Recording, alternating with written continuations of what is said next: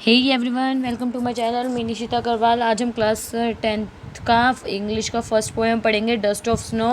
सबसे पहले मैं उस पोएम को आपको हिंदी में ट्रांसलेट करूँगी, उसके बाद हम इसकी समरी देखेंगे। डस्ट ऑफ स्नो की 3 या 4 लाइन में समरी है उसकी, उसके भी आपको हिंदी में डिटेल एक्सप्लेनेशन होगा। ठीक है। अभी तक अगर आपने हमारे चैनल को सब्सक्राइब नहीं किया तो आप सब्सक्राइब कर दीजिए जल्दी से आके, और ऑल पे नोटिफिकेशन ऑल पे क्लिक कर दीजिए। ठीक है। अब हम स्टार्ट करते हैं पढ़ना। ये हमारा पेज खुल चुका है। डस्ट ऑफ स्नो लिखा है। हमारे इस पोएम में 2 स्टैंजाज हैं, स्टैंजा 1 एंड स्टैंजा 2। हमारे इसमें 2 स्टैंजाज हैं। सबसे पहले हम फर्स्ट स्टैंजा पढ़ते हैं। उसमें क्या दे रखा है? The way a crow shook down on me the dust of snow from a hemlock tree. इसका मतलब क्या है देखिए। इसमें इस स्टैंजा में ये कह रखा है कि एक जो कौवा होता है वो शुक डाउन एक डाल पे बैठा होता है। एक हेमलॉक ट्री हेमलॉक ट्री का मतलब होता है एक जहरीला पेड़। क्या होता है? जहरीला पेड़, जिसे हम धतूरे का पेड़ भी कहते हैं हिंदी में देखा जाए तो। वो एक जहरीला पेड़ होता है। वो जो कौवा होता है वो एक पेड़ की डाली पे बैठा होता है, और उसके नीचे हमारे पोइट हैं, कवि है, वो होते हैं, खड़े होते हैं। और जो कौवा है वो उसको हिलाते ही कवि के ऊपर कुछ डस्ट ऑफ स्नो गिर जाती है। मतलब कह सकते हैं कुछ बर्फ़ गिर जाती है, कुछ बर्फ़ की धूल अर्थात गिर जाती है उनके ऊपर। कौवा उसे इस प्रकार हिलाता है उस डाल को कि कवि पर वह गिर जाती है। इसमें बस इतना इतना ही दे रखा है। जो हमारा सेकेंड स्टैंजा उसमें देखते हैं क्या है।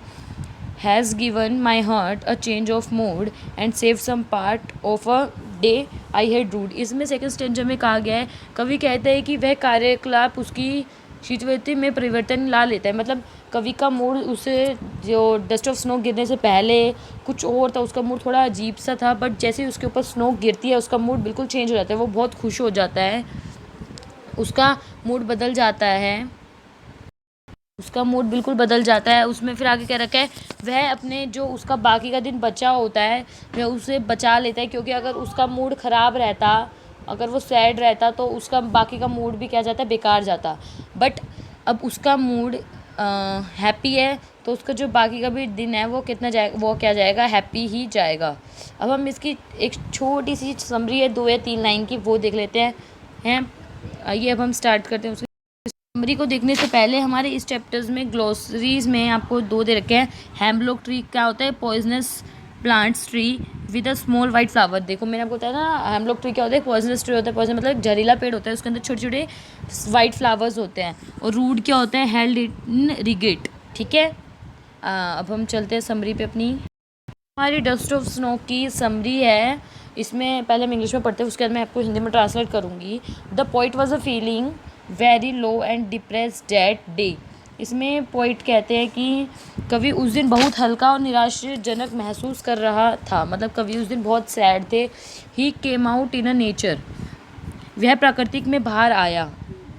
वो बाहर आया। Crow shook down on him by shaking the tree. एक कौवा पेड़ को हिलाता हुआ उस पर झुकता हुआ निकल गया। There are a hemlock tree also from which a dust of a snow fell on a point. यहीं एक हेमलॉक ट्री मतलब जहरीला वृक्ष था जिस पर से बर्फ़ की धूल कवि पर गिरी। ठीक है। With all this poets mood changed and his rest of the day was saved from being unhappy. फिर इसके आगे कवि कहते हैं, इन सभी के साथ ही कवि का जो मूड था वो बदल गया। जो वो पूरे दिन दुखी थे, वो जो अगर उनका जो बचा हुआ दिन था वो उनका बिल्कुल दुखी जाता, वो अब दुखी जाने से बच गया। ठीक है। मतलब वो हैप्पी थे, अनहैप्पी थे, उनका पूरा दिन अनहैप्पी जाता। बट अब क्या हुआ, वो कभी जब जैसे ही वो बर्फ़ गिरी उनका मूड बिल्कुल चेंज हो गया, वो हैप्पी हो गए थे। फिर इसके आगे लिखा है, in other word the nature change his depressed mood लिखा है, तो उसका है कह सकते हैं अन्य शब्दों में प्राकृतिक ने कवि का चित्त परिवर्तन कर दिया। हम अगर दूसरे वर्ड्स में कहें तो जो हमारे जो पोइट थे उनका मूड कैसे चेंज हो गया, वो डस्ट ऑफ स्नो गिरी पेड़ से तो उनका मूड बिल्कुल चेंज हो गया। उनकी जो नेचर था उन्होंने उनका मूड चेंज कर दिया। जो हमारा नेचर होता है, प्रकृति की चीज़ें होती है, वो हमारा ज़्यादातर मूड चेंज कर देती है। जैसे आपने देखा होगा कहीं आपका कहीं मूड सेट होता है, जब आप बाहर घूमने जाते हैं अपने फ्रेंड्स या फैमिली मेम्बर के साथ, तो आपका मूड बिल्कुल चेंज हो जाता है। जब आप सैड होते हैं तो उसके बाद आप क्या हो जाते हैं, हैप्पी हो जाते हैं। ठीक है। ये हमारी एक छोटी सी पोएम थी, डस्ट ऑफ स्नो। ये हमारी छोटी सी पोएम थी एक डस्ट ऑफ स्नो। उसमें अब आपको जो क्वेश्चन आंसर्स दे रखे हैं एनसीईआरटी आप नेट से कर सकते हैं, ये एनसीईआरटी आप खुद करेंगे। एंड उसके बाद अब आपको शॉर्ट जो हमारे एमसीक्यू टाइप क्वेश्चन आंसर्स आते हैं, एक आजकल कोरोना वायरस के चक्कर में हमारे एमसीक्यूज़ आने लग गए पेपर में। एमसीक्यूज़ होते हैं इसके डस्ट ऑफ स्नो के, और इसमें एक होते हैं एक्सट्रैक्ट बेस्ड क्वेश्चंस होते हैं। वो सब आपको इस चैप्टर में मैं आपको कभी वीडियोस आएंगी जब हम रिवीजन करेंगे, तब उसके साथ आपको क्वेश्चन आंसर्स आएंगे। इसके जो हमारे पीवाईक्यूज़ मतलब पीवाईक्यू मतलब क्या होते हैं, प्रीवियस ईयर पेपर क्वेश्चन जो हमारे पेपर में आ चुके होते हैं। डस्ट ऑफ स्नो चैप्टर के जो पेपर में क्वेश्चन आए होते हैं जिसमें सैम्पल पेपर्स में होते हैं, वो हम करेंगे। और इसमें और स्टेंजा के साथ हमारे क्वेश्चंस होते हैं, स्टेंजा वाइज क्वेश्चंस आते हैं कि जैसे कि मैं आपको बताती हूँ। हमारे डस्ट ऑफ स्नो में हमारे 2 स्टेंजा, स्टेंजा 1 एंड स्टेंजा 2। तो हमारे स्टेंजा 1 से कौन कौन से क्वेश्चन बनते हैं। सबसे पहला क्वेश्चन हर पोएम का होता है name of a poem and poet. आपको हमेशा याद रखना है कि कौन सी पोएम के कौन से पोइट हैं और कौन से स्टोरी है, कौन से राइटर है। आपको ये हर इंग्लिश और हिंदी में याद रखना है, ठीक है। सबसे पहले इसका आंसर क्या होगा, name of a poem dust of snow, और राइटर कौन है हमारे, रॉबर्ट फ्रॉस्ट। फिर हमारा सेकंड क्वेश्चन बनता है फर्स्ट स्टेंजा में से, who threw the dust of a snow on the poet. तो इसका आंसर होगा a crow threw the dust of snow of the poet, ठीक है। अब हमारा थर्ड स्टेंजा है, where was dust of snow. Dust of snow कैसे थे हम, तो इसका आंसर होगा the dust of snow was on the hemlock tree. कहाँ थी डस्ट ऑफ स्नो, क्या थी, हेमलॉक ट्री पे थी। उसके आगे जो आएगा ये हमारा इसका आंसर इतना ही था। अब हम सेकंड स्टेंजा पे चलते हैं कि हमारे सेकंड स्टेंजा से कौन कौन से क्वेश्चन बनते हैं। सबसे पहला क्वेश्चन वही बनता है, name of a poet and name of a poem. फिर हमारे सेकंड इसमें फर्स्ट क्वेश्चन हमारा बनता है, who mood got a change. कवि का मूड कैसे चेंज हुआ, the poet mood got a change. उनका मूड कहते हैं डस्ट ऑफ स्नो गिरने से ही चेंज हो गया। फिर हमारा सेकंड क्वेश्चन बनता है इसमें, what was the effect of a nature of the poet. Nature का क्या इफेक्ट पड़ा जो पोइट का नेचर चेंज हो गया। तो इसमें लिखा है आंसर आएगा इसका, तो poet was a feeling depressed when he came into contact with the nature his mood changed. अब हमारा थर्ड क्वेश्चन आता है, right rhyming words from the passage.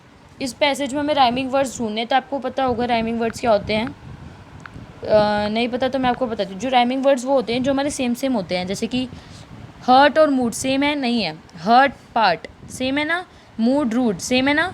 तो हमारा फर्स्ट राइमिंग बनेगा हर्ट, हर्ट के साथ बनेगा हमारा पार्ट, ठीक है।